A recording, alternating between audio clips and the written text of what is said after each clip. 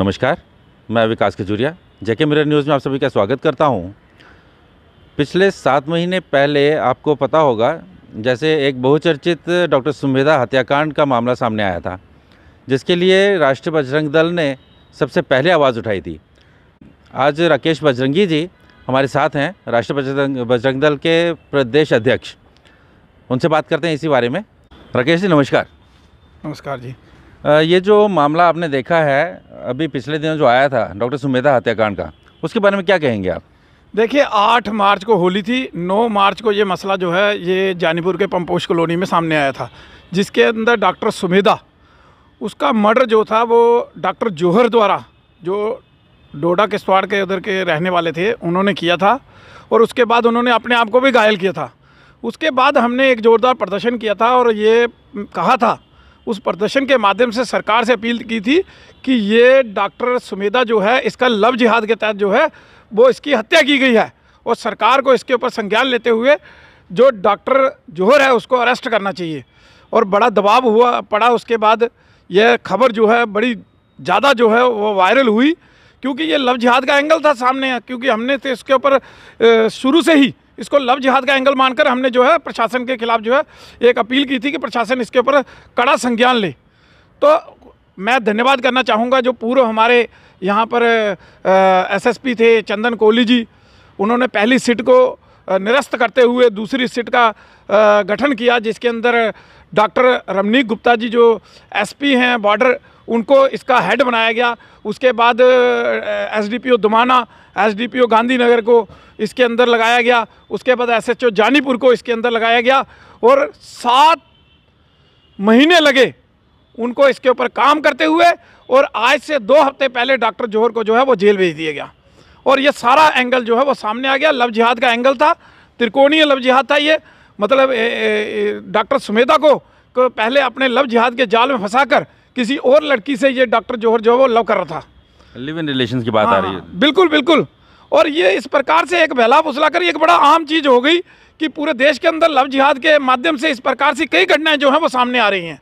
और लगातार हम आवाज़ उठाते रहे हैं सरकार से, चाहे वो केंद्र सरकार हो चाहे वो प्रदेश की सरकार हो, कि इसके ऊपर अंकुश लगना चाहिए और लव जिहाद के ऊपर जो है वो सख्त कानून जो है वो बनना चाहिए। ये मांग तो हम पहले भी करते रहे हैं, तो अब सारा क्लियर है। जो मांग हमने रखी, जो हमने उस समय आवाज़ उठाई, वो सारा सत्य निकला।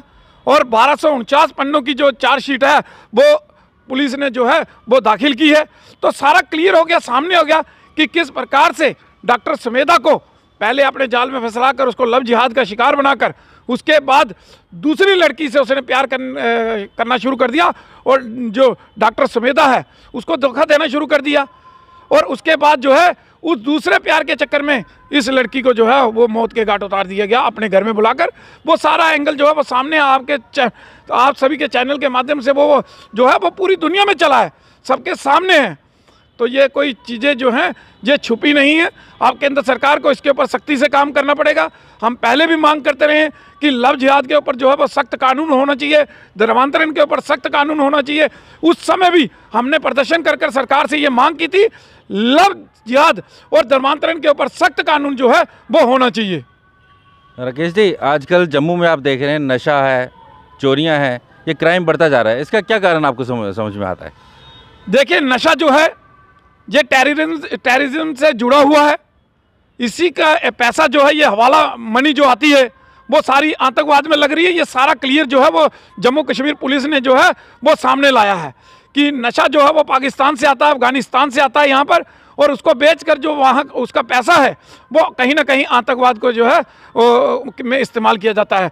जहाँ उसके ओवरग्राउंड वर्कर हैं उनके इस्तेमाल में लाया जाता है। ये सारा क्लियर जो है वो पुलिस ने किया है। तो कहीं ना कहीं हम कहना चाहते हैं कि जो ये नशा तस्कर हैं, जो नशे का काम कर रहे हैं, कहीं ना कहीं वो भी आतंकवादी हैं। जितना नुकसान वो देश को आतंकवादी कर रहे हैं, उससे ज़्यादा नुकसान जो है वो ये लोग कर रहे हैं जो नशा तस्करी का काम करते हैं, जो नशा यूज़ करते हैं, क्योंकि इन्हीं के द्वारा दिया हुआ पैसा वो आतंकवाद में यूज़ होता है। युवा जो है आज भटक गया है अपनी राह से, क्या आप सरकार से क्या गुहार लगाएंगे, कैसे उन्हें बचाया जाए उसी से? देखिए, नशे के ऊपर सख्त कानून जो है वो लाया जाए।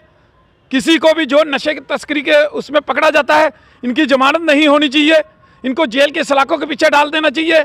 और इनके अंदर धाराओं को कुछ और इम्प्लीमेंट करने की ज़रूरत है, जिससे कि ये देखिए आज की डेट में जो नशा तस्कर पकड़ा जाता है और कुछ महीने या 15 दिन के बाद वो फिर जो है वो छूटकर जो है वो बाहर आ जाता है, फिर उसी कामों में लग जाता है।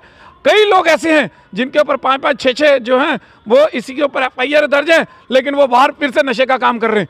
तो इसके ऊपर सरकार को सख्त होना पड़ेगा। मैं अप्रिशिएट करूंगा सांबा पुलिस का, जिसने नशे के ऊपर एक बहुत ज़्यादा काम किया है। और उसके बाद जो है वैसे तो पुलिस सारी ही नशे के ऊपर लगी हुई है, लेकिन कहीं ना कहीं इसके ऊपर और सख्ती बरतने की ज़रूरत है।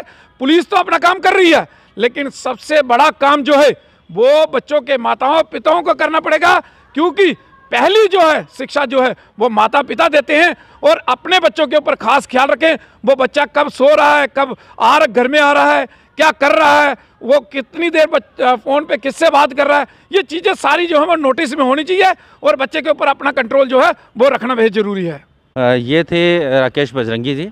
आपने देखा ये हमेशा ही हिंदुत्व के लिए और जम्मू कश्मीर के लिए बात करते हैं। अगले अपडेट्स के लिए देखते रहिए JK मिरर न्यूज़। नमस्कार।